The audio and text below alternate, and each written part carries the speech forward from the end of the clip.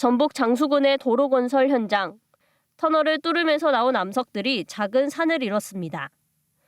전주의 또 다른 도로 공사 현장. 쉴 새 없이 실어 나르는 크고 작은 암석들이 돌 무더기를 이뤘습니다. 현장에 남이 무지 쌓여있죠.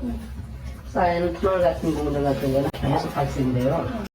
그런데 이렇게 나온 암석들 건설 자재 등으로 재활용되지 못하고 다른 곳으로 옮겨 그대로 폐기되고 있습니다.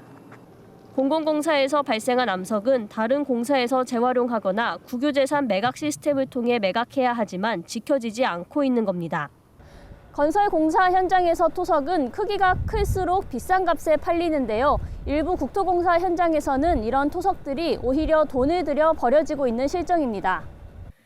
최근 5년간 국토관리청이 발주한 도로공사 89건 가운데 30%가량인 28건이 매각 절차를 밟지 않고 폐기 처리됐습니다. 오히려 운반비 등으로 46억 원이 들어갔습니다. 감사원은 앞서 2022년 국토관리청이 매각 절차 없이 암석을 폐기 처리한 사례를 적발하고 시정을 권고했지만 현장에선 여전히 개선되지 않고 있는 겁니다. 매각 공고서부터 실제로 나가는 기간이 최소 한 달이에요. 만약에 못 나가게 되면 터널 공사는 중지가 되는 거예요. 번거로운 매각 절차 대신 손쉬운 폐기에 의존하면서 비용 낭비는 물론 추가 골재 생산을 위한 석산 채굴 등 환경 훼손 우려까지 낳고 있습니다. KBS 뉴스 손민주입니다. 정부가 지난 2004년 구축한 토석 정보 공유 사이트입니다.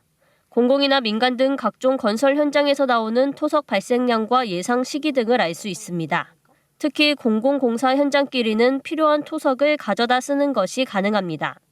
이렇게 해도 남는 경우 매각을 권장하고 있습니다. 문제는 수요와 공급을 맞추기 어렵다는 겁니다. 인근에 공사 현장이 많아 공급 물량이 증가하거나 건설 경기가 침체할 경우 매각이 쉽지 않습니다. 무게가 있다 보니 거리에 따른 운반비도 부담입니다. 거리는 30km는 거부. 내가 30km 떨어졌으면 이게 타산이 안 나온대요. 무조건 거부.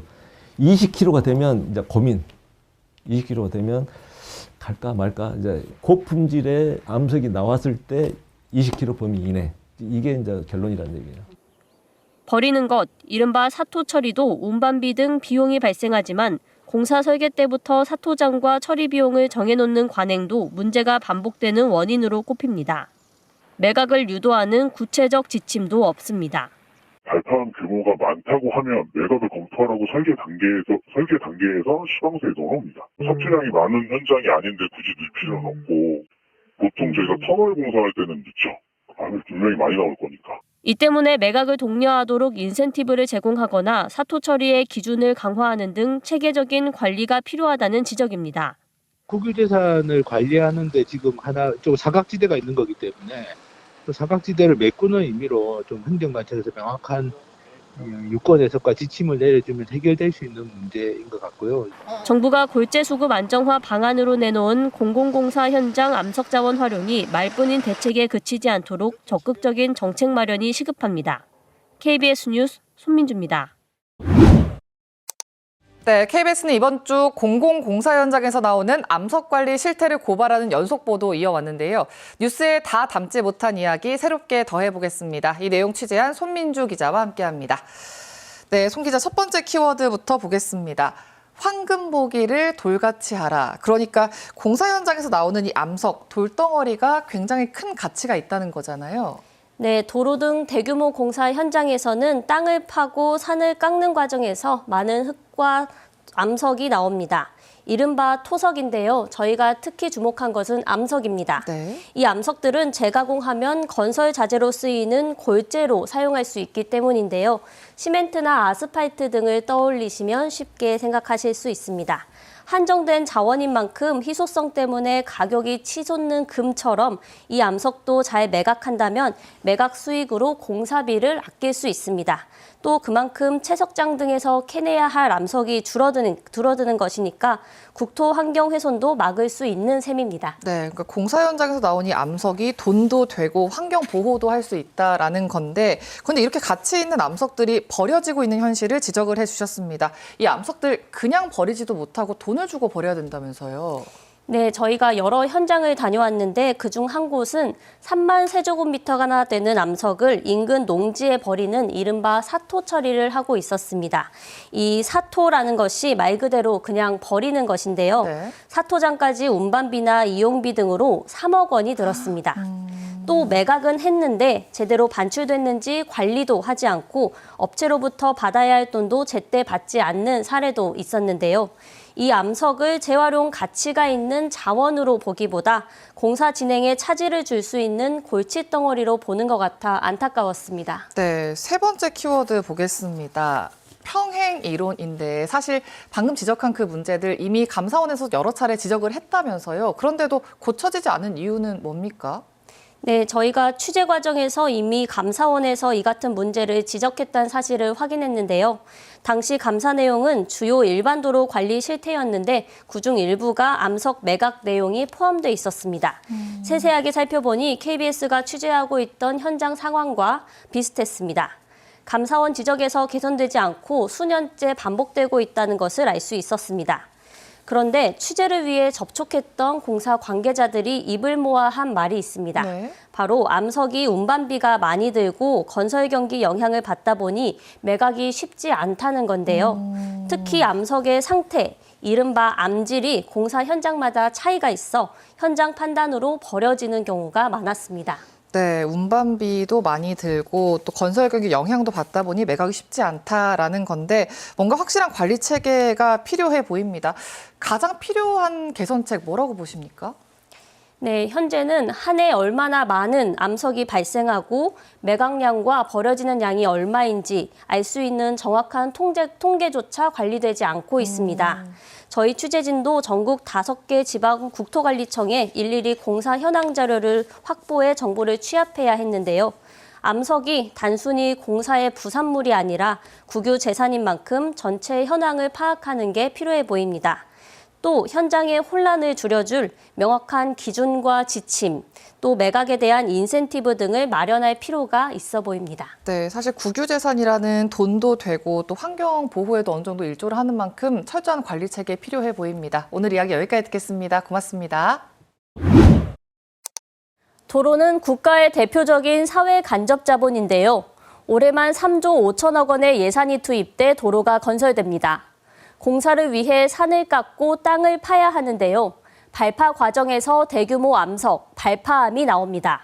가공을 거치며 모래나 시멘트 등 건설 자재로 쓰일 수 있는 소중한 자원입니다. 이런 암석은 도로 건설과 같은 대형 공사 현장이나 채석장에서 주로 나옵니다.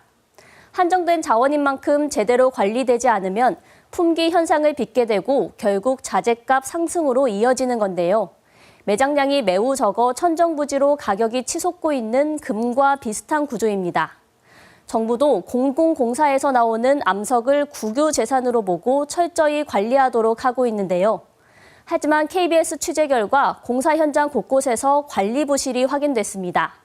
먼저 발파암을 매각하고도 수억 원에 이르는 매각 대금을 제때 받지 않고 후속 조치도 하지 않는 현장을 고발합니다. 해남의 한 시골 마을, 논 바로 옆 공터에 돌더미가 가득 쌓여 있습니다. 마을 인근에서 오는 2027년 완공을 목표로 추진 중인 신안 앞에 해남 화원 도로공사 현장서 나온 발파암들입니다. 돌이 쌓이기 시작한 건 지난 2024년 초. 돌을 실은 차들이 오갈 때마다 주민들은 소음과 분진에 시달렸고 돌더미는 시야를 가로막는 마을의 흉물이 됐습니다.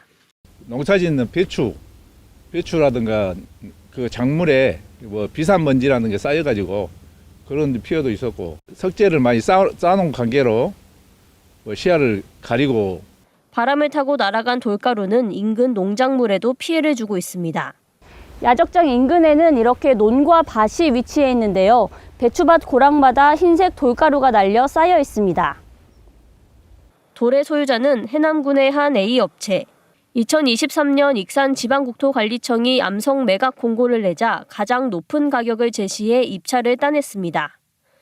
당시 익산청은 반출이 늦어지는 것을 막기 위해 계약서에 한 달 최소 반출량을 정하고 비용도 달마다 정산하도록 했고 이를 어길 경우 계약을 해지할 수 있다고 규정했습니다. 그런데 낙찰받은 업체는 막상 공급 과잉 등으로 골재 가격이 떨어지자 발파함을 쌓아두고 제때 반출하지 않았습니다. 익산청은 별다른 조치를 취하지 않다가 뒤늦게 매각 대금을 한꺼번에 청구한 것으로 확인됐습니다.